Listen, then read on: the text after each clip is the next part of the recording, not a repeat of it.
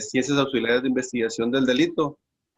Por supuesto, un agradecimiento a la Universidad Intercultural de Sinaloa, a la unidad virtual de la misma universidad. Un gusto, un placer. Es la segunda o tercera vez que tengo la oportunidad de trabajar estas modalidades. Regularmente yo trabajo en las modalidades presenciales o semipresenciales de otras unidades de este estado y de otros estados de la República.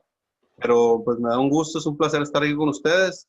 Esta es una unidad de aprendizaje muy interesante de evaluar. Hay personas que no nos llama tanto la atención el tema de las ciencias auxiliares o particularmente el derecho penal. Es interesante entender por lo menos o para iniciar una pequeña evolución histórica que ha tenido nuestro sistema de procuración e impartición de justicia. Se hablan de tres grandes momentos: del sistema inquisitivo, del sistema semi-inquisitivo y el sistema acusatorio oral. El sistema inquisitivo era cuando dependía incluso directamente del Poder Judicial la investigación del delito.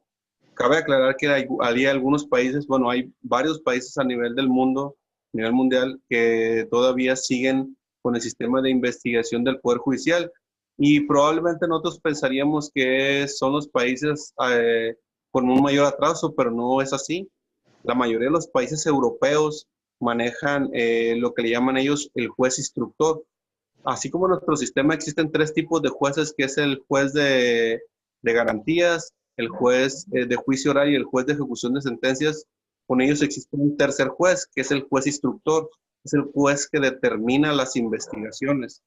Son modelos, ellos creen perfectamente o entienden perfectamente los modelos de división y equilibrio de poderes. Incluso para ellos los sistemas o los entes con autonomía constitucional, como en el caso de nosotros, nuestra Fiscalía General, nuestra Fiscalía del Estado, para ellos esos entes con autonomía constitucional no existen. Incluso nos dicen que en los sistemas latinoamericanos es donde nacen este tipo de sistemas. Con ellos sí existe un ministerio público, pero el ministerio público es el único, le llaman ellos el abogado del pueblo. Ellos única y exclusivamente se encargan de recibir el expediente ya armado del juez instructor y realizar la imputación y la acusación en su momento. En este caso, por supuesto, porque hago esta pequeña introducción, es porque, por supuesto, las ciencias auxiliares de la investigación del delito parten en gran medida de la evolución histórica de nuestro sistema. Por supuesto, cabe destacar que tenemos que partir de la facultad que tiene, según nuestro nuevo sistema, de investigar. En estos momentos existe, según nuestra base constitucional y nuestra base legal, la capacidad de ejercitar acción penal no solo por parte del Ministerio Público, sino también por los particulares. Obviamente, solo se puede iniciar, solo se puede buscar ejecutar acción penal por parte de los particulares exclusivamente en ciertos delitos. Son delitos que no ameritan prisión corporal, son delitos de los que llamamos prácticamente delitos privados, que hayan creado un menoscabo económico fácil de resarcir. Pero independientemente de eso, bueno, tenemos ahí dos momentos: la capacidad del Ministerio Público de investigar y de imputar o acusar, o sea, de ejercer acción penal; por otro lado, de los particulares de realizarlo, pero también nuestro sistema en el actual que tenemos, estamos hablando del sistema acusatorio adversarial, tenemos la posibilidad de investigar por parte de la defensa. El principio de la defensa activa. ¿A qué nos referimos con la defensa activa? El imputado o el investigado tiene la posibilidad de investigar y utilizar sus propios medios para obtener datos de prueba que en su momento se desahoguen durante el juicio para poder fortalecer su historia del caso o su relativa del caso, para poder él es el culpable de la conducta que supuestamente se está intentando imputar. ¿A qué me refiero con esto? En anteriores, antes de la evolución de la reforma constitucional del 2011, no se tenía una participación activa por parte del acusado. ¿A qué me refiero? No se podían hacer investigaciones. o las investigaciones que se pueden hacer eran muy acotadas. En este caso, según nuestro propio sistema o el nuevo sistema de justicia penal acusatorio, podemos hacer investigaciones particulares. Incluso tenemos ahorita dentro de los elementos o de las personas que incurren en el desahogo o en la relación de las, o en la relativa o en la relatoría de las audiencias, encontramos por un lado el Ministerio Público, que es el que hace la acusación. Encontramos a la víctima o al ofendido con su asesor jurídico victimal, que él también puede hacer investigación. Incluso se puede oponer de la aplicación de un principio de oportunidad por parte del Ministerio Público, en dado caso que quiera desestimar una acusación o puede aplicar el principio de oportunidad para desestimar una acusación. La víctima ofendido se puede oponer a la misma e incluso puede, a través del asesor jurídico victimal, incluir datos de prueba para que sean tomados en cuenta por el juez. Y por otro lado tenemos al acusado o al imputado, según sea el carácter que tenga de la etapa procesal en la que nos encontremos. Y él también, a través de su defensor, por supuesto, y de él mismo, él también puede hacer investigación.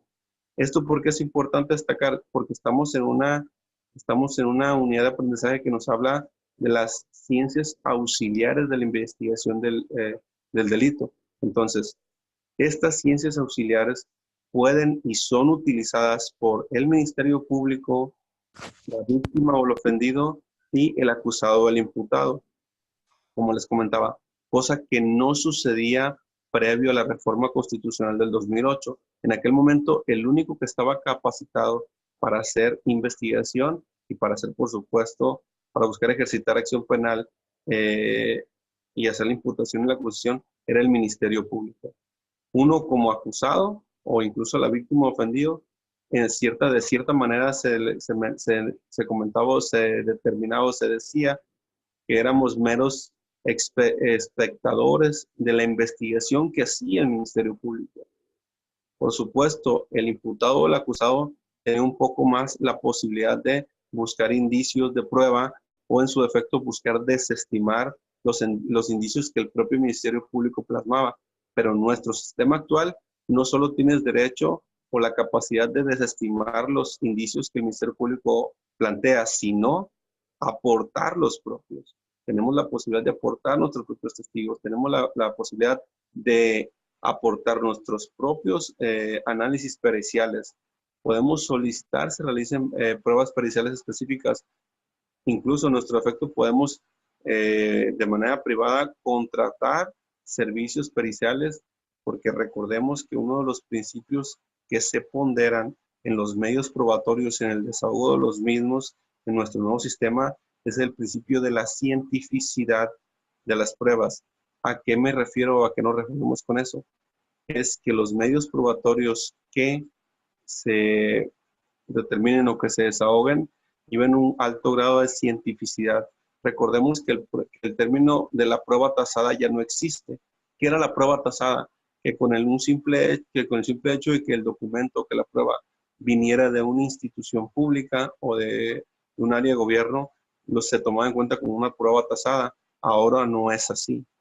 Ahora, existe un medio probatorio, pero siempre tiene que ser para incluirla en las etapas, en alguna de las etapas, tiene que haber una persona que relate o explique cuál fue el procedimiento para obtener el medio probatorio, cuáles fueron las técnicas y los métodos que utilizó, cuáles fueron los resultantes y, por supuesto, la contraparte tendrá la posibilidad de, a través de un contrainterrogatorio, buscar ponderar o desestimar los datos que este perito está poniendo o está virtiendo en la etapa procesal que corresponda.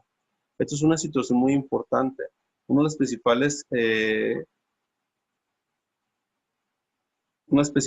causas que da como resultado el cambio en nuestro paradigma del sistema de justicia es que teníamos una muy mala percepción por parte de los ciudadanos, que teníamos una justicia muy lenta, muy torpe, muy dada a que tuviera elementos de corrupción. Entonces, al ponderar el principio de la cientificidad, por supuesto se busca que sea totalmente fiable la información que se vierte en cualquiera de las etapas procesales. Y esto es muy importante. Probablemente, como yo se los comento a algunos o como yo le he comentado a algunos de mis otros alumnos, en muchas ocasiones lo vemos como de película, lo vemos como que son modelos que están muy lejanos de nosotros, pero la realidad es que se ha ido trabajando y nos hemos ido acercando cada vez más. Uno de los principales problemas que tenemos es que importamos un sistema, los cuales no estaban preparadas nuestras instituciones para aportarlo. No tenemos peritos preparados para poder sostener una prueba pericial, o es muy difícil que un perito que no tenga la preparación de hacer una manifestación congruente y estructurada ante un juez lo haga de manera eficaz. Es muy complicado. Yo he tenido la oportunidad de estar presente en una buena cantidad de audiencias, ya sea iniciales, ya sea intermedias o ya sean de juicio oral. Por supuesto, muchas menos de juicio oral, porque son las que menos se desahogan.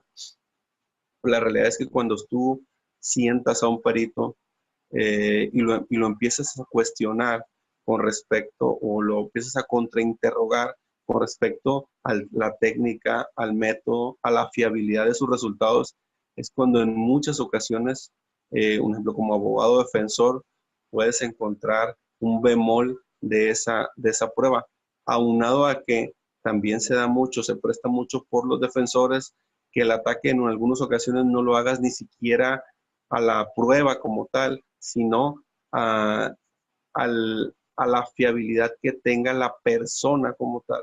¿Y a qué me refiero con esto? Si estamos ante, por decir algo, un perito topográfico o un perito de cargas, en algunas ocasiones tú lo que puedes atacar es el historial de las pruebas que ha realizado este perito con respecto a ese tipo de pruebas forenses.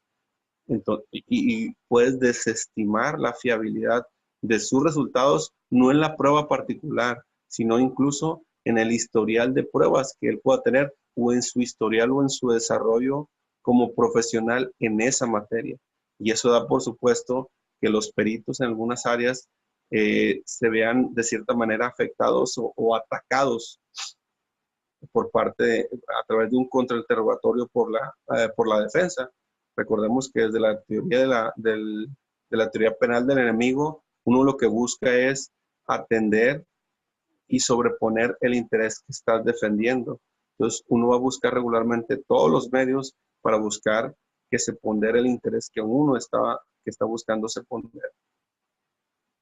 Después de esta introducción un poco más larga de lo que a lo mejor deberíamos de haberlo hecho, entraríamos directamente a la sustanciación de la unidad que nos referimos, que son los antecedentes históricos y las generalidades de la criminalística. En muchas ocasiones tenemos grandes problemas en identificar cuáles son las principales diferencias entre la criminalística y la criminología. Por cierto, me gustaría hacer un pequeño paréntesis. Si alguien de ustedes tuviera alguna pregunta o algún comentario que hacer y lograr realimentar esta pequeña sesión, se los agradecería me lo comentara. ¿Alguien de ustedes tendría algún comentario que hacer? Por cierto, bienvenida, Luz. Perdón, ¿hizo una pregunta? Es que no lo escuché.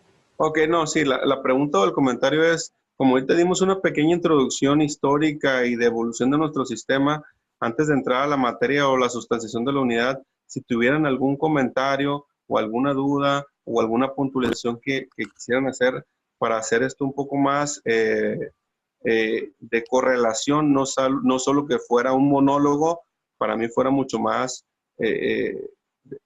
fructífero que ustedes pudieran manifestar alguna duda o quisieran puntualizar algún punto. De serlo así, les agradecería lo manifestaran.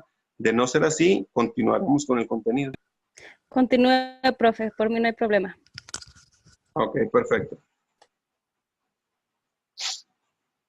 Bueno, y entrando directamente, por supuesto, como les decía, a la primera unidad, que son las generales de la criminalística, pues debemos de entender que como origen y evolución histórica, Mm, desde los primeros documentos que encontramos donde se hablan desde la investigación criminal, ya hablamos de ciertos indicios o de ciertos criterios o elementos que se utilizaban para la investigación. Incluso desde la propia Biblia del Génesis nos empieza a hablar de la investigación del delito, de cuando Dios cuestiona a Adán y Eva porque tomaron la manzana. Pero bueno, para no meternos en situaciones religiosas, a lo que queremos marcar es que desde el primer momento que los textos empiezan a hablar de el crimen, se habla, por supuesto, del cómo compruebas o cómo demuestras quién es el responsable de haber cometido esa conducta criminal,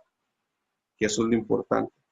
Entonces, en este caso, al igual de lo que les comentaba ahorita de uno de los principales textos históricos, religiosos, ustedes quieren, pero nadie podemos desmentir que a final de cuentas es uno de los textos históricos más importantes, incluso para nosotros como abogados.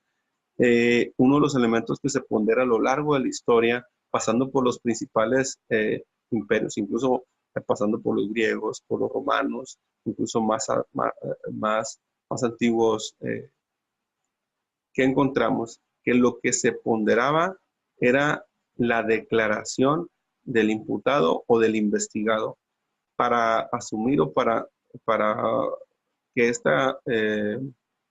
para respaldar esta investigación. Lo que principalmente se hacía era lo siguiente: se le hacía un interrogatorio a los investigados o a los probables responsables y se utilizaban la presión o la tortura psicológica y física para buscar obtener una confesión. Eso incluso hasta hace poco nuestro sistema, hasta el semi-inquisitivo, eh, yo lo comento, a lo mejor esto es un poco informal lo que les voy a decir, pero por los propios medios, los propios áreas de seguridad o de las policías de investigación utilizaban lo que ellos de broma determinaban como la aplicación de los métodos científicos, que esto no era más que la presión psicológica, incluso física en muchas de las ocasiones, para obtener una confesión. Pues de hace miles de años se utiliza esta técnica o método, bueno, esta técnica que es la presión psicológica o física para poder obtener una confesión. Cabe destacar que en la actualidad el simple hecho de obtener una confesión por la supuesta, por que supuestamente hayamos cometido un delito, ya no es suficiente para que un juez nos vincule al proceso, ni mucho menos nos impute la responsabilidad de un hecho criminal. Hago este comentario, esta puntualización, les digo, porque desde hace miles de años se utiliza. Incluso en los modelos religiosos, lo que se decía, incluso desde la Edad Media, desde la Santa Inquisición, se decía, no, pues lo que pasa es que te presionamos, te torturamos, incluso te quemamos en la hoguera, y no hay problema, como creemos en Dios, si tú no eres culpable, vas a llegar, te va a perdonar y vas a ir al cielo, independientemente de la religión que tenían o que profesas. A final de cuentas, la esencia es ¿cuál? Que si tú aceptas, es porque realmente eres culpable. Y si no aceptas, tienes la capacidad de soportar el castigo, porque a final de cuentas es una manera de comprobar que tú no eres el culpable. Y como les comentaba, hasta hace pocos años se seguía realizando. Por supuesto, ahorita, como en nuestros tiempos, desde el simple hecho que en una audiencia inicial, cuando estamos hablando de flagrancia, una de las etapas principales de la audiencia, de la audiencia inicial es la valoración de la legal detención. Pues partiendo de ese precepto, vamos a entender que no se tuvo que haber tenido ninguna presión ni física ni psicológica en contra del detenido. En ese momento ya es que se va a convertir en imputado.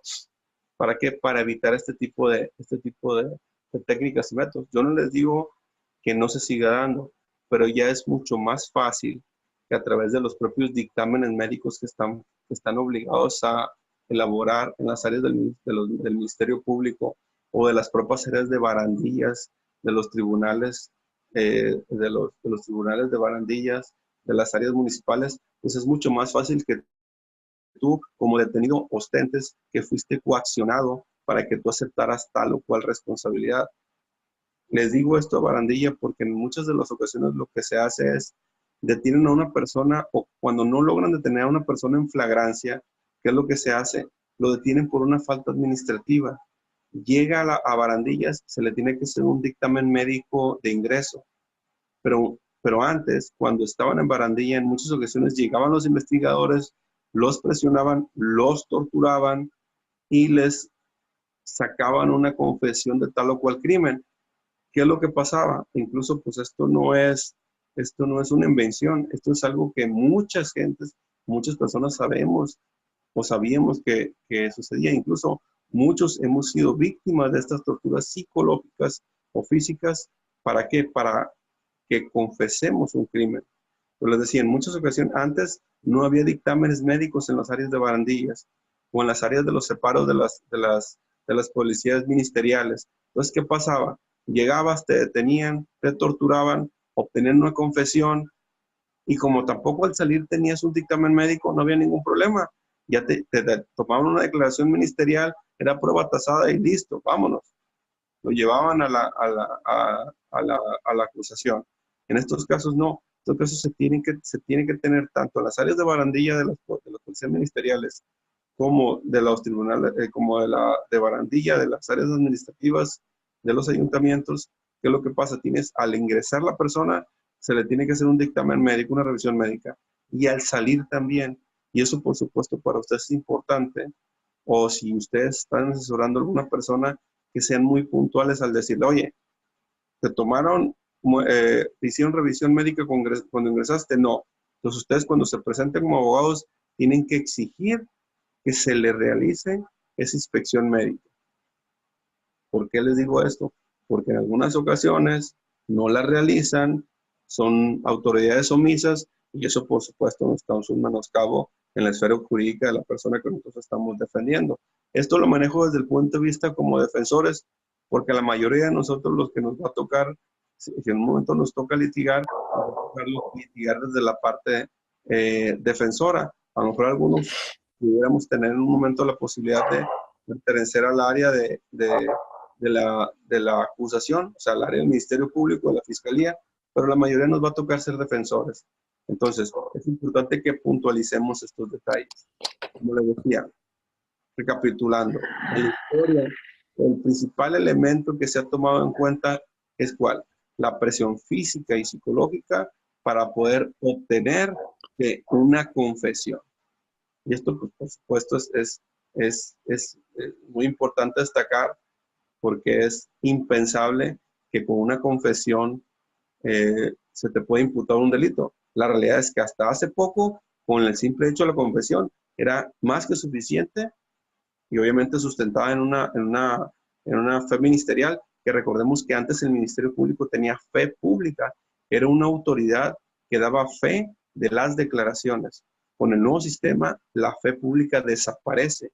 El Ministerio Público ya no tiene fe pública, la prueba tasada desaparece. ¿De acuerdo? Entonces, tenemos las dos ciencias principales como auxiliares, es la criminalística y la criminología. Profe, dígame. Mire, referente a eso que dice de los exámenes médicos y todo eso, aquí no sé si todavía se aplica lo mismo, pero lo que hace el gobierno o sí, pues la ley, Claro.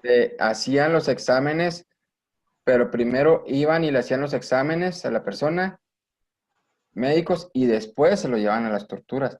Cuando llegaban a los penales, pues ya no había mucho que hacer, ¿me entiendes? Porque en el examen médico todo estaba bien, que no iban golpeados ni nada.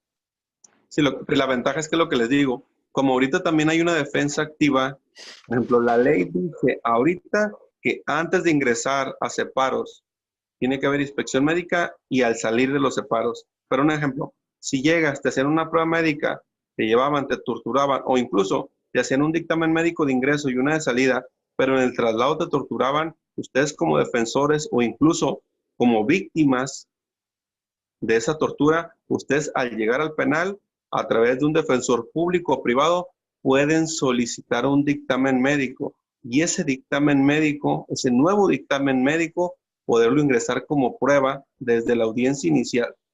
Antes no se podía, porque antes tenías muy restringidos la capacidad de investigar por parte de la defensa y del ofendido. Ahora, con los nuevos principios, con los principios del nuevo sistema, tienes toda la apertura para tú realizar esos actos de investigación, que eso es un gran avance.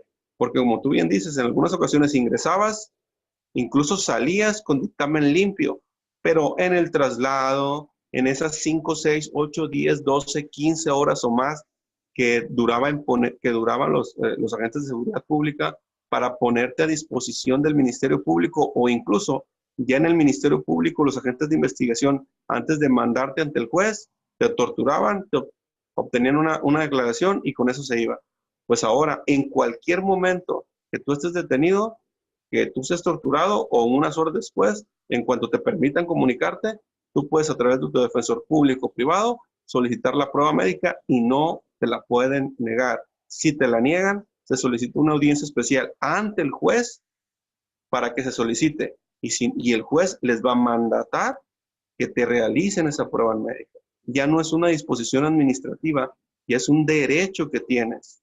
Y no solo un derecho, puedes exigirlo a través de las autoridades jurisdiccionales si ellos no te lo quieren hacer valer ese derecho. Y eso es un gran avance, porque a final de cuentas el juez los va a obligar a que lo hagan. Nada más que muchas de las personas no sabemos que tenemos la facultad de hacer esto. Le agradezco mucho su duda y espero haber aportado algo con mi comentario. No, sí, gracias. Pues ya que van cambiando las leyes y no se da cuenta uno de muchas cosas. Y muchas de la gente sí, que agarran, que encierran, no saben que detienen, no saben que existen ese tipo de sí, de beneficio de ley a favor de ellos y así se quedan. Sí, de hecho, hay mucha gente que, como bien dices, por no saber o por no asesorarse o por no acercarse, no hacen efectivos estos derechos. Y le digo, la realidad es que nuestro sistema ha avanzado. Desafortunadamente no tenemos autoridades capacitadas para aplicarlo y a veces tiene que ir uno hasta la exigencia jurisdiccional. Incluso si el juez no te lo otorga, te puedes amparar. O sea, tenemos todo un mecanismo procedimental para buscar que se protejan al máximo tus derechos. Recordemos que en el artículo 1 constitucional habla de un principio de los derechos humanos que es el principio de la progresividad, de la mayor protección a los derechos humanos. No deberíamos de tener la necesidad de llegar a esas instancias, pero primero lo solicito administrativamente. Si no me lo otorgan, un ejemplo, si ya estoy en el penal, llego al penal de Aguaruto, llego al penal al que sea, y oye, pues me torturaron en el camino del Ministerio Público, acá me torturaron. Oye, pide una revisión médica. No se te otorga, aquí no puedes. Hablas a tu defensor público, pongamos que no tengamos la capacidad, no tenemos la capacidad financiera para contratar un privado.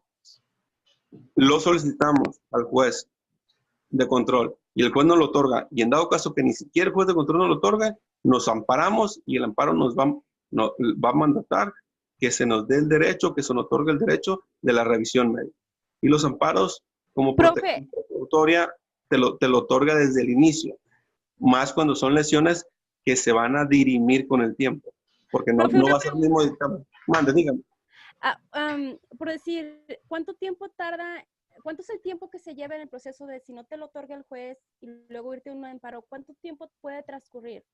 Es bien rápido. Lo que pasa es que, como les digo, como son lesiones físicas y por supuesto la ley marca que estas lesiones van a tener un menoscabo por el simple paso del tiempo, tú a través de tu defensor lo solicitas y el defensor te tiene que dar agenda en la brevedad posible, 1 o 2 días incluso. Y si te lo niega, tú te amparas y en cuanto metas el amparo, tiene 48 horas para determinarte la protección precautoria del amparo de inicio. Lo más probable es que te la dé por la causalidad que tú lo estás dando, porque obviamente tú te vas a amparar por tortura, tú te vas a ir por el máximo derecho ofendido. Aunque hayan sido incluso lesiones no más allá, a final de cuentas es privación ilegal de la libertad y es tortura y es abuso de autoridad lo que tú vas a pelear.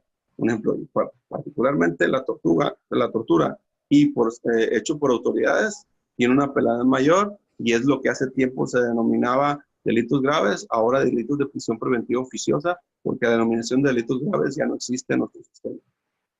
Es muy rápido, como son. Lo que pasa es que nuestro Código Nacional de Procedimientos Penales, nuestro propio Código Penal, nos pondera, incluso la propia nueva ley de amparo pondera que cuando sean acciones de irreparable reposición, se tiene que buscar la máxima protección a la brevedad posible. Y por supuesto las lesiones físicas y las psicológicas tienen esas características. Ok, ¿De acuerdo? de acuerdo. Gracias, profe. Perfecto. Seguimos avanzando si gustan. Si tienen alguna otra duda, con gusto. Maestro, cuando tienes todas las pruebas a tu favor, y te han torturado y te han falsificado pruebas y te han hecho todo, y el juez te pide una disculpa porque te consignó todavía porque lo obligaron a hacerlo, te vas al amparo, el amparo te vuelve a reponer el proceso y te lo vuelve al juez a negar y te vuelve a sentenciar con los mismos cargos porque está presionado. ¿Qué se puede hacer? Lo que pasa es que tienes que agotar las etapas procedimentales. Si el amparo te genera la reposición del proceso y si el mismo proceso te da los mismos resultantes con los mismos vicios, tienes que volver a amparar. Y si el amparo no se te otorga, te tienes que ir a una revisión. Y por supuesto, si usted tiene todos los elementos, usted puede buscar y puede apelar a través de la propia Suprema Corte cuando son temas muy sensibles, que lo atraiga para que ellos tomen una decisión mayor. Y en dado caso de no ser protegido ni siquiera con esos mecanismos, recordemos que tenemos incluso la protección de los derechos humanos supranacional. Tenemos un sistema interamericano de protección de derechos humanos. En algunas ocasiones, incluso por el documental presunto culpable, entendemos en situaciones similares a la que usted está diciendo, que se te declara culpable en una ocasión, se te repone el proceso, presionado el juez te vuelve a condenar sin los elementos, aunque incluso haya menos elementos, tienes que agotar. La ventaja de nuestro nuevo sistema es que como ahora todo está grabado, ya no es como antes. Antes era muy fácil que modificaran los escritos, ahora no.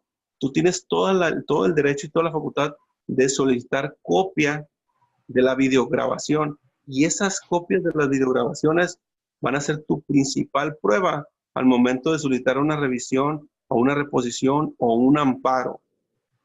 Ahorita con el nuevo sistema es muy complicado que un juez se deje presionar, porque al momento que te vas al área de revisión o al amparo, esos jueces pueden ser sujetos de penalizaciones por una mala actuación según sus propias funciones. La Judicatura Federal y por supuesto el Poder Judicial de la Federación y el Poder Judicial Estatal están presionando, metiendo mucha presión para la propia profesionalización de los jueces. Ustedes, como ustedes bien saben, más de la mitad de los jueces se jubilaron porque no quisieron entrar a un nuevo sistema y los secretarios, que eran los que regularmente impartían justicia, se capacitaron y entraron. Si alguno de ustedes desafortunadamente fue enjuiciado en el sistema anterior y ustedes lo saben, es muy complicado o era muy complicado que tú ostentaras porque eran pruebas, eran textos y ellos eran los que elaboraban los textos y en algunas ocasiones sustituían fojas y eso ustedes lo saben. Por más que tú firmaras y pusieras tu huella al calce en todas, luego encontrabas en expedientes fojas sin huellas, sin huellas al calce ni firmas. Y te decían, lo que pasa es que se nos ha de haber pasado cuando le pasamos el expediente a firmas. Y por supuesto a todas luces era que habían sustituido declaraciones o habían anexado hojas donde era en menoscabo del imputado regularmente. Pero en este sistema que ahora todo se queda grabado en video, ya no es tan sencillo. Porque tú solicitas, en cuanto termina la audiencia, ¿cómo cierras tú regularmente una audiencia? Le solicito, por favor, señoría, por favor, solicito copia de la audio-videograbación, por favor. Y eso mismo te sirve de prueba para cualquier recurso que quieras incluir, porque ahí eso no lo pueden editar, no tan fácil como un texto. Además que en cuanto ellos te expiden la copia, para ellos es como si fuera una copia certificada por esa autoridad. Profe, Dígame. de hecho, ya que toman, que menciona a los secretarios, en realidad ellos eran los que hacían el trabajo, el juez no hacía nada. El juez simplemente lo único que hacía era la firma, pero los secretarios eran los que se encargaban de leer el expediente, de ir a las audiencias, porque al juez ni se le conocía en realidad, el que daba la cara era el secretario siempre. Sí, incluso hay gente que pedíamos audiencia con el juez y nunca nos la daban. Ni siquiera para exponerle un caso. Los secretarios son los que hacían la chamba. Y está bien, ellos eran personas y se prepararon, se capacitaron y son los que subieron a jueces. Como el 60% aquí en Sinaloa de los que eran jueces se jubilaron. Y los que eran secretarios subieron de jueces, ya sea de inicial, intermedio, digo, inicial, o de garantías, de juicio oral o de ejecución de sentencias. Digo, lo que yo les comento en este momento de la sustitución de pruebas, el anexo en declaraciones, es algo que todos lo hemos vivido o que a todos los que litigamos en el sistema anterior nos tocó vivir. Bueno, profe, todo lo que ha mencionado ahorita, todo va relacionado al sistema penal, ¿no? Por supuesto. Sí, ¿verdad? No tiene nada más, ¿verdad? No, lo que pasa es que como estamos hablando de las ciencias auxiliares de la investigación del delito, Sí. todo gira alrededor, pues por supuesto, o en el marco del derecho penal o procesal penal. Incluso ahorita con lo que vamos a culminar esta pequeña colaboración va a ser, me interesa a mí mucho que en ustedes quede claro cuál es la diferencia entre la criminalística y la criminología, que a lo mejor las confundimos en muchas ocasiones, pero esa es la esencia de esta unidad, su esencia es esa. Obviamente sus antecedentes históricos y todo, pero ¿cuál es lo importante? Es que identifiquemos cuál es la diferencia entre una y otra. Y por supuesto, y así en resumido, la criminología es la ciencia que se encarga de estudiar los porqués de que se cometan los crímenes. ¿Cuáles son los temas psicológicos, antropológicos? Incluso se habla que uno de los padres de la criminología es César Lombroso. Lombroso era un teórico que él decía que dependía mucho de los rasgos físicos o morfológicos de las personas para determinar si era tendiente o probable para cometer delitos. ¿A qué me refiero con esto? Con palabras muy coloquiales. Es cuáles son los elementos que hacen que una persona cometa un delito. No un delito particular, sino cualquier delito. Sus situaciones psicológicas, sus presiones sociales, sus problemáticas financieras, el ambiente social donde se desarrolla, las presiones o las influencias de las amistades, los ejemplos que te ponen o que de niños tenemos de padres, de madres, de parientes, de a quienes tomamos como ejemplos, de hermanos mayores, del contexto donde nos desarrollamos. Es en las principales investigaciones que se tienen, se da un ejemplo que en los cinturones de alta marginación de las ciudades o de las zonas rurales es donde principalmente también se identifican los cinturones de alta incidencia delictiva. Y eso es porque a final de cuentas las necesidades, o sea, la precariedad y la necesidad financiera hace que en algunas ocasiones esas presiones hagan a que las personas tomemos la decisión de cometer un delito para buscar cumplir algún satisfactor. El detalle es que no solo es eso lo que nos lleva a cometer un delito, sino a lo mejor nos lleva a cometer un delito, siquiera un delito básico. ¿Qué es lo que pasa cuando estábamos en la escuela y queríamos demostrar, o que los niños o los adolescentes en la secundaria quieren demostrar que son los más fuertes, que se pueden imponer? Bueno, pues a lo mejor agreden a sus compañeros, los lastiman, y a lo mejor diríamos, oye, pero eso no es un delito. Pues la realidad es que sí son delitos porque son de lesiones, o porque es bullying, pero lo que queremos muchas de las veces a lo mejor es ser aceptados por un grupo social. O un ejemplo, perdón, cuando queremos pertenecer a mis amigos de la cuadra o al grupito de amigos de la escuela que hacen esto, que hacen esto otro, se daba mucho, por supuesto, incluso desde lo básico de, pues vamos a robarle los tapones de las llantas en un estacionamiento, o las copas, o esto. El detalle es que luego hay una escalada en los crímenes que se cometen. Primero son cosas básicas, después son acompaño, después es manejo, después es agarro un arma blanca, después es me animo y agarro un arma de fuego y asalto un Oxxo. Entonces, en algunas ocasiones son las necesidades o el estado de necesidad que tengamos, pero en otra, muchas de las veces es la necesidad de ser aceptado en un núcleo, en un entorno social. También, por supuesto, pasa las necesidades que nosotros mismos nos demos. Les voy a poner un ejemplo muy sencillo. En algunas ocasiones, adolescentes o adultos jóvenes, se da por decir algo. No, pues, quiero traer un teléfono de la marca fulana o con las características manganas. ¿Por qué? Porque a lo mejor es la moda, pero es el estado de necesidad que nos crea el marketing. Entonces, hay gente que no le importa hacer lo que sea por aparentar o por mandar un mensaje de que ellos quieren ser aceptados o quieren ser reconocidos por lo que traen o por lo que usan. Entonces, ese estado de necesidad de las cosas que se crean y esos elementos psicológicos, antropológicos y sociológicos es lo que estudia esta ciencia, que es la criminología, que es los elementos que conllevan el que se cometan los crímenes. No un crimen, sino cualquier crimen. Es el estado de necesidad que nos lleva a cometer esos crímenes. Por otro lado, por supuesto, la criminalística se carga de estudiar el hecho criminal como tal. ¿Y a qué me refiero con este? Lo fuerte son las ciencias forenses. O sea, ¿cuáles son las ciencias específicas auxiliares que utilizamos para investigar desde el punto de vista de la criminalística un hecho criminal?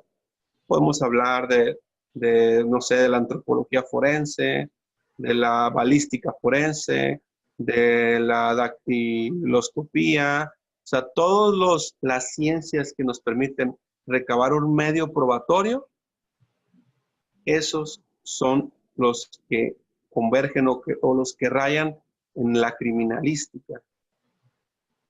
Todos los hechos que podemos investigar. Les decía yo hace rato que se pondera en estos casos, pues nuestro sistema pondera que la cientificidad de la prueba. ¿Y a qué me refiero con la cientificidad de la prueba? Pues estos dictámenes periciales son los que en un momento se van a presentar en la audiencia inicial o intermedia y a desahogar, por supuesto, en la audiencia de juicio oral, pero ahí se va a hacer a través del perito como tal. Ya no es como antes. Antes se mandaba un documento con la prueba pericial. Ahora no. Ahora vas a sentar en el banquillo al perito y le vas a decir, a ver, tú perito, no sé, un perito topográfico. A ver, tú perito, hiciste un levantamiento con respecto a un derrumbe. Sí, bueno. A ver, ¿cuál es la técnica? ¿Cuál es el método que utilizaste para hacer el análisis? ¿Cuáles son los resultantes? ¿Cómo sustentas tus conclusiones? Y el perito de forma oral va a tener que hacer la explicación. Y eso es lo que le da un plus, si queremos decirlo así, una mayor efectividad a la manifestación de las conductas o de los elementos que se realizaron. Obviamente sabemos que cada uno de nosotros regularmente nos volvemos especialistas en tal o cual materia y en muchas ocasiones ni siquiera son en materias profesionales. Un ejemplo, podemos tener peritos por profesiones incluso o por profesiones técnicas, porque eso también se puede dar. Un ejemplo, si vamos a pedir una prueba pericial por la posible, no sé, que hayan manipulado los frenos de un vehículo automotor, tú puedes pedir el área, una pericial, una persona que sea una técnica en mecánica automotriz, a gasolina, diésel, que haya egresado del CONALEP probablemente, tú lo puedes pedir y ostentar de esa manera. O sea, no necesariamente tiene que ser una persona con una profesión, pero sí puede tener una cédula de un área técnica también. Entonces, lo que me interesa o que lo que nos interesa mucho es que nos quede bien marcada la diferencia. Criminología, ciencia que se encarga de estudiar los porqués se cometen los delitos, los estados de necesidad. Y la criminalística es la que se encarga de estudiar que los hechos criminales particulares, la escena del crimen, el cómo levantas o recabas los hechos, cómo haces un embalaje, cómo haces esto, cómo recabas los medios probatorios, cómo los mandas al área forense, y esa área forense, cómo recaba las muestras, cómo realiza los cruces como los reactivos, cuáles son los resultados que se dan, cuáles son los porcentajes de fiabilidad de esas pruebas. Todos esos elementos son la criminalística. ¿De acuerdo? ¿Tenemos alguna duda con respecto a la diferencia principal de las dos materias?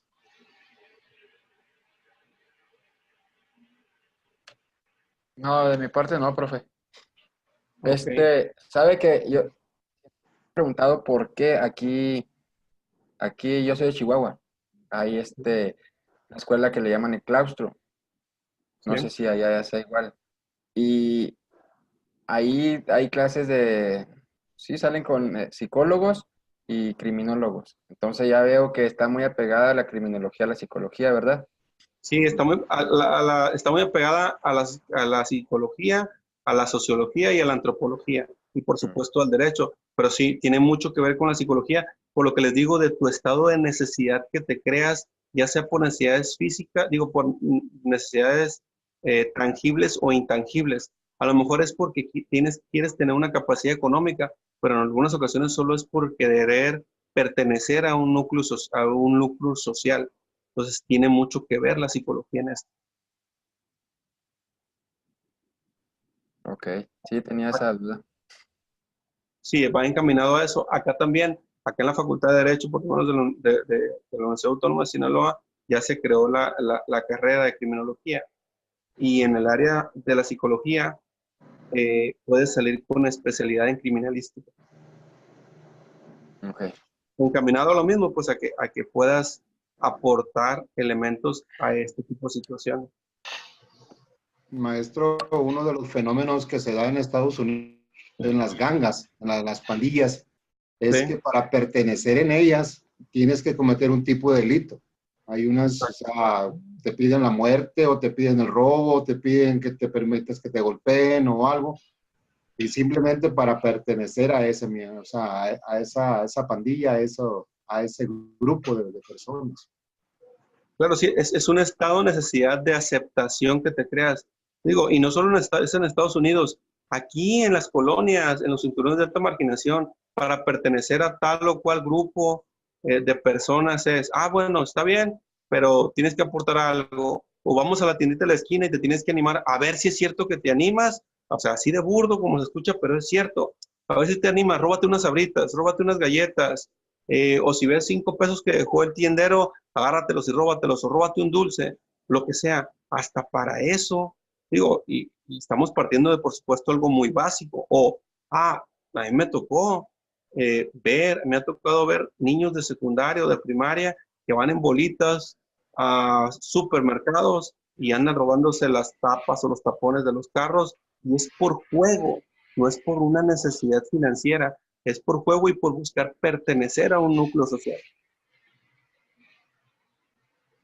Y eso, por supuesto, lo estudia particularmente la criminología, porque estudia los elementos psicológicos, antropológicos y sociológicos del estado de necesidad para pertenecer, o que se convergen para pertenecer a esa aceptación social o para cubrir ese estado de necesidad financiero. Porque también en algunas ocasiones es financiero.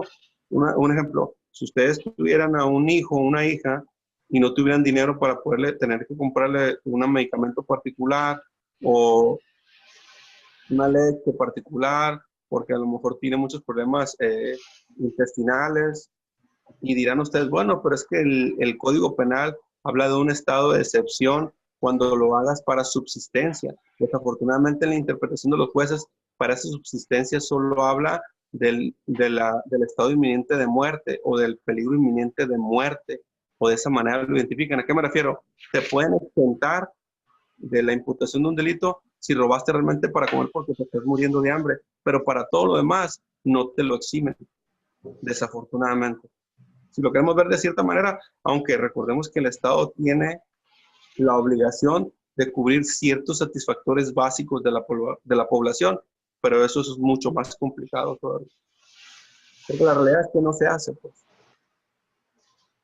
Porque aunque tengamos áreas de prestaciones de seguridad social, un ejemplo, tú vas al Seguro Social o al ISSSTE o al área que quieras, Seguro Popular, ¿y qué es lo que pasa? Para empezar, no hay medicamentos, no hay leche adecuada, no hay nada. Entonces, a final de cuentas, hay estudios muy importantes que hablan que uno de los principales gastos que hacemos los mexicanos es en salud, y principalmente es en qué, en medicinas, porque nuestras instituciones de seguridad social y de salud no nos otorgan las medicinas, principalmente cuando son medicinas especializadas. Entonces, si ustedes tienen o tenemos el estado de necesidad de necesito comprar o conseguir este tipo de medicinas, pues en algunas ocasiones ese estado de necesidad nos orilla a cometer crímenes. Y eso, por supuesto, es muy interesante de estudiar.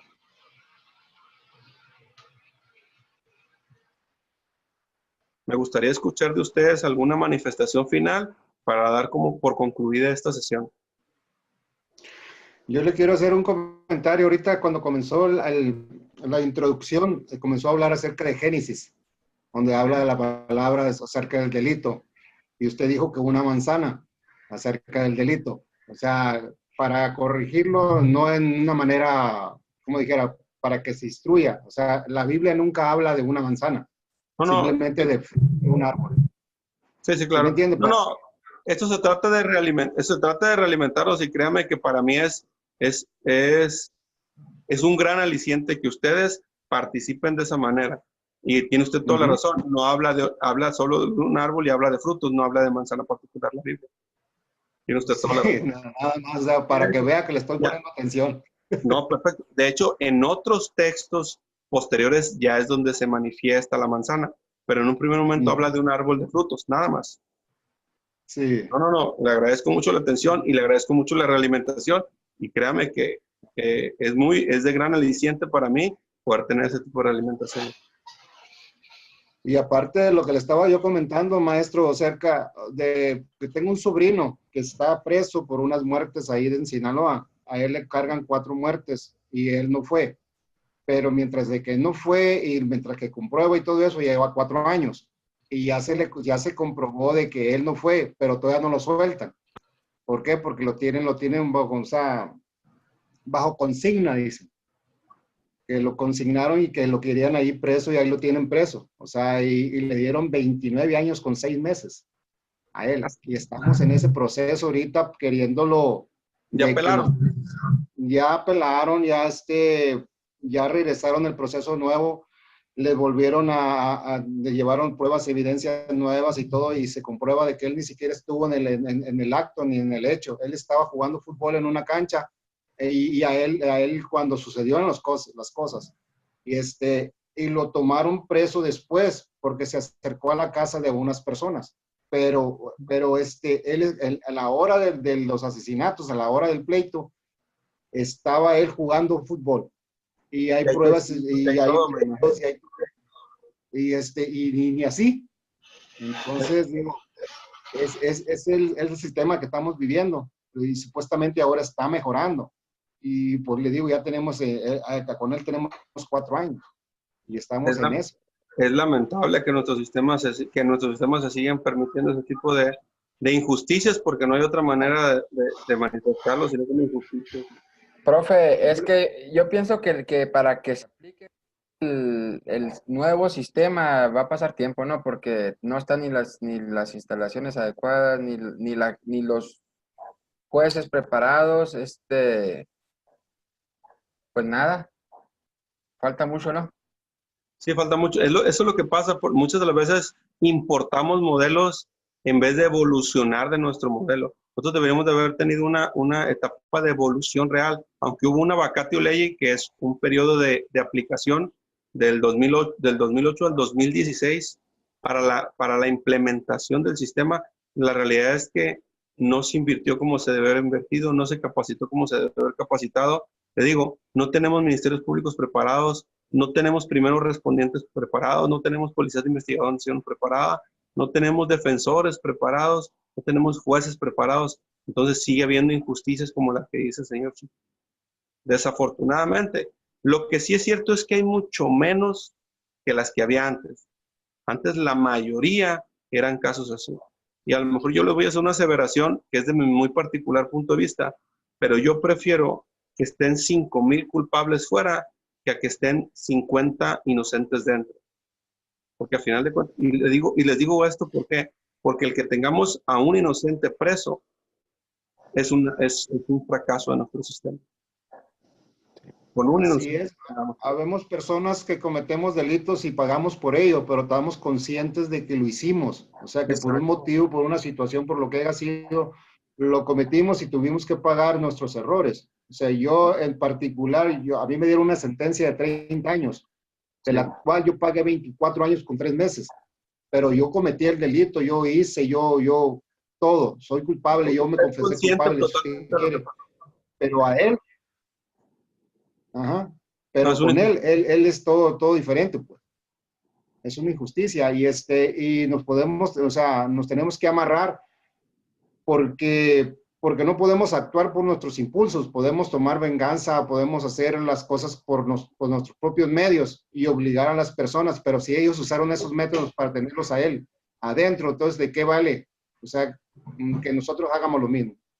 Por supuesto, sí, porque si no caeríamos en el mismo vicio, pues en el ojo por ojo, diente por diente, en quién puede más, en la ley del talión, y no se trata de eso. Se trata de que el sistema de justicia se implemente como debe y que castigue a quien realmente amerite que se castigue. Y como usted dice, lo que usted manifiesta ahorita es importante, es el otro elemento.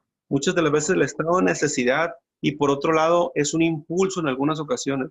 En algunas ocasiones se cometen delitos de una cierta magnitud por a lo mejor un impulso del momento, por una reacción, por muchas situaciones que se pueden dar, pero es una reacción y cometemos el delito. Pero como usted dice, lo entendemos, lo aceptamos y pagamos por él. Y tenemos el derecho de cualquiera nos podemos equivocar, cumplimos con nuestra sentencia y también tenemos el derecho en que se nos reinserte en la sociedad, que ese es otro tema muy pendiente, muy grande que tiene nuestro sistema. No tenemos un sistema de reinserción social. Tenemos una universidad del crimen que son los penales. Desafortunadamente así es. Desafortunadamente los penales, en vez de tener un sistema real de reinserción, sí tienen algunos programas de estudio, tienen algunos programas de oficios, pero la realidad es que esos programas deberían de ser mucho más estructurados para que las personas después del tiempo que estuvieron ahí salgan especializados en una materia y que tengan una manera honesta de vivir y que se les facilite su vida. Aunado a que la sociedad no estamos acostumbrados aunque una persona haya cumplido con su sentencia, darle trabajo. Siempre tenemos esa concepción psicológica de, es que ya lo hizo una vez, lo puedo cometer otra, y o no le doy trabajo, o lo discrimino, o le quiero pagar mucho menos, y eso también es muy grave desde el lado de la sociedad, por supuesto. Yo, por ejemplo, maestro, o sea, uno de los puntos que al estar en prisión me hablaron de la reinserción. Ahora yo opté por entrar a la escuela, entrar a tomar esta clase, esta carrera.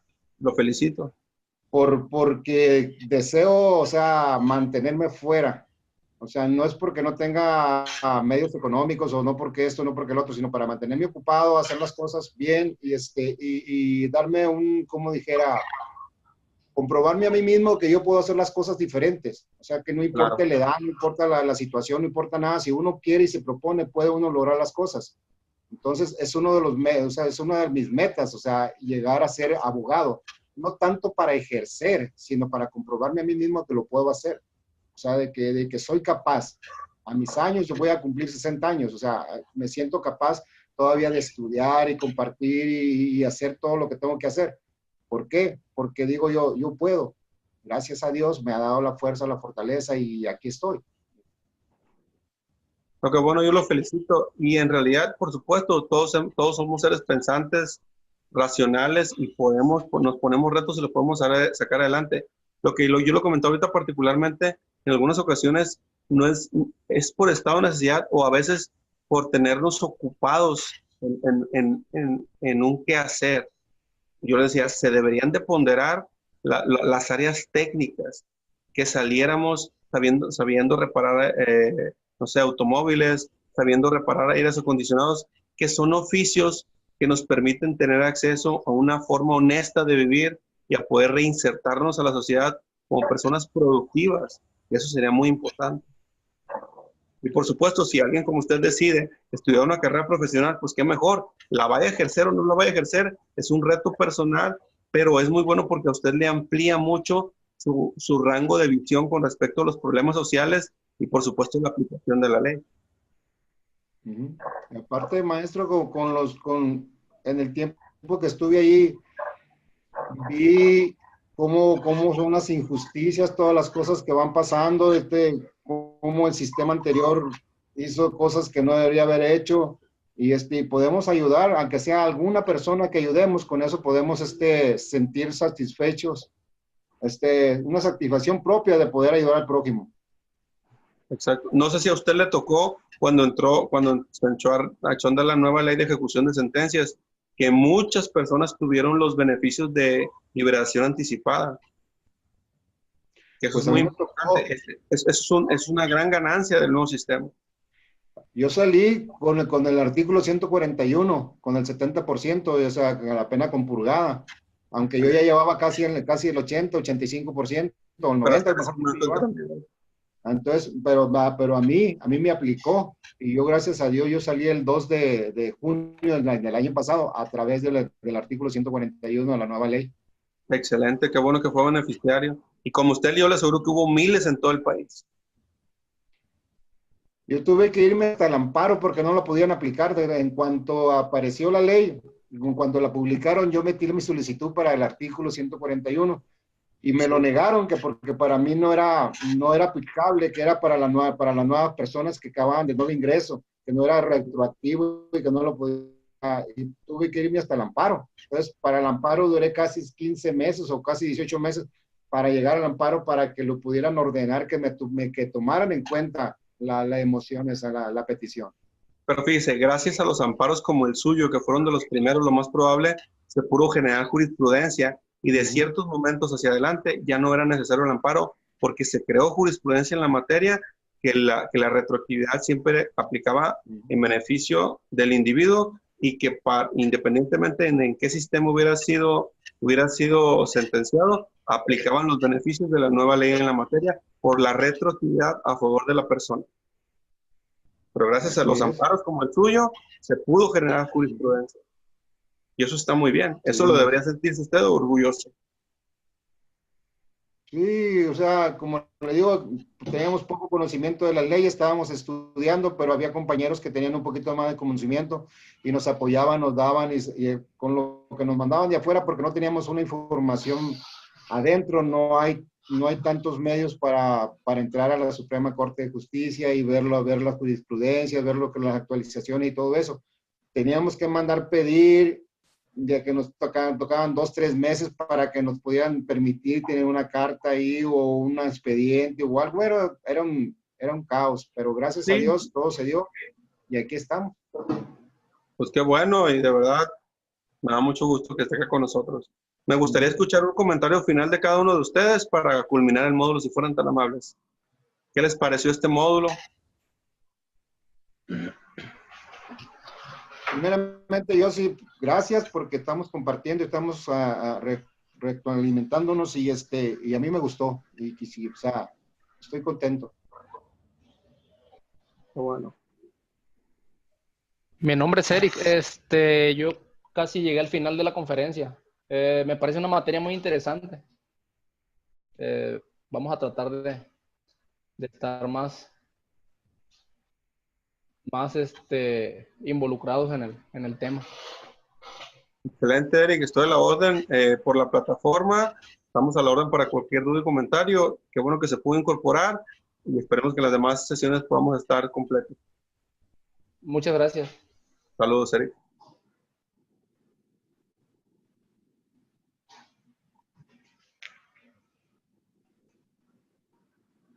Activa tu micrófono, Armando. Profe, a mí me gustó la materia, de hecho sí tengo conocimiento de todo lo que hablamos. Pues ya, claro que de lo de criminología, criminalística, todo eso, pues no estaba no sabía.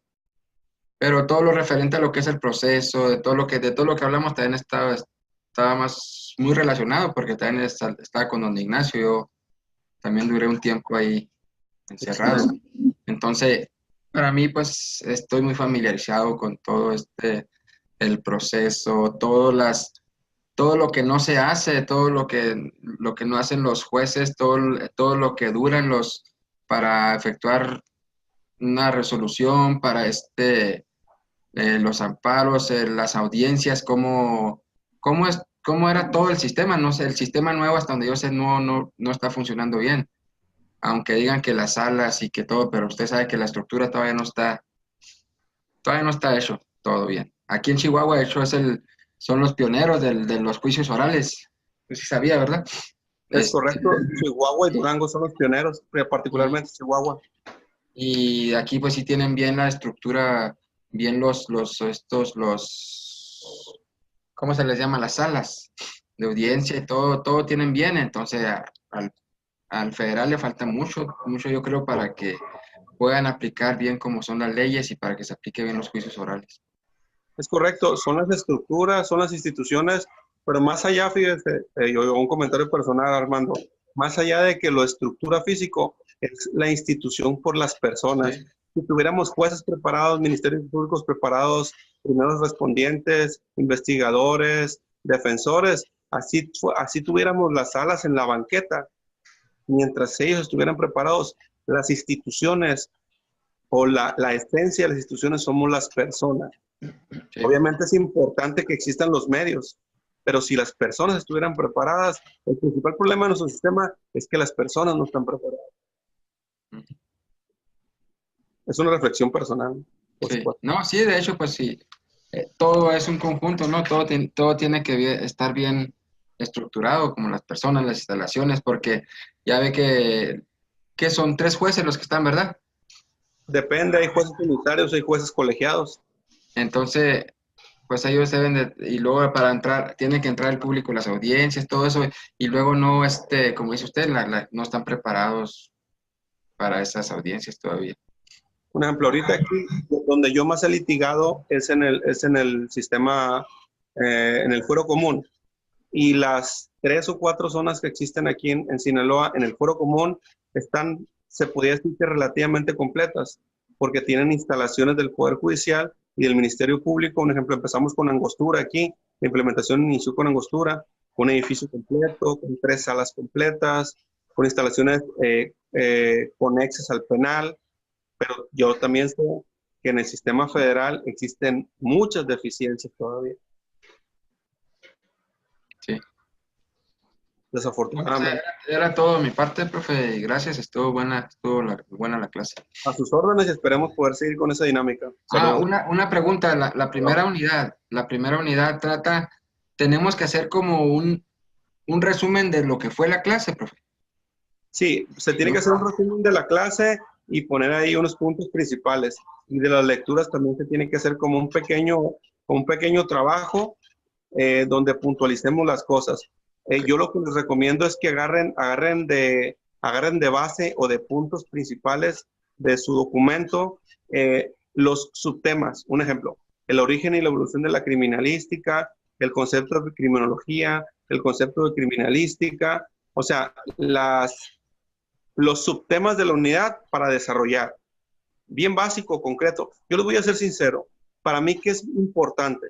Para mí es importante que ustedes hagan las lecturas y que me manifiesten lo que ustedes entiendan. No tanto que me pongan, es que Lombroso decía esto. A mí me interesa más que me digan, yo entiendo, identifico que la criminología nos sirve para esto, con sus palabras. Para mí es importante que ustedes manifiesten cómo realmente lo entienden, porque así yo como docente voy entendiendo que ustedes van desarrollando los temas de una mejor manera. Por eso son documentos cortos. A mí lo que me interesa es su forma de pensar o cómo entendieron las cosas. Ok, ¿De acuerdo? sí, gracias. Saludos, a sus órdenes. ¿Algún comentario, Luz? No. No, profe, todo quedó claro y se me hizo así como súper interesante pues toda la explicación que dio usted. No estoy tan relacionada así como mis compañeros, pero sí se me hizo muy interesante y pues nada, agradecerle por las explicaciones que nos dio y todos los puntos que trató como para que lo entendiéramos mejor la clase. Les mandé gracias Luz, a sus órdenes, les mandé mensaje por la plataforma en privado para estar en Sí. contacto con ustedes. Cualquier duda, cualquier comentario, estoy a sus órdenes. Alguna puntualización de un tema, si quieren que les recomiende más material. Yo creo que va muy completo el material que les mandamos, porque va material por unidad y material complementario de toda la unidad. De cada una de las unidades va a venir de esta manera. Igual hacerles el comentario. Vamos a tener videoconferencias de esta manera, la primera y la segunda unidad. La tercera, por ser Semana Santa, va a estar colgado en la plataforma una videoconferencia. Y ahí ustedes van a hacer un pequeño trabajo. Y en la cuarta unidad retomamos esta modalidad de videoconferencia. Vamos a tener 3 videoconferencias y una videoconferencia no mía, sino de una persona que nosotros colgamos en la plataforma para que ustedes la vean, que explique el tema de la unidad, por supuesto.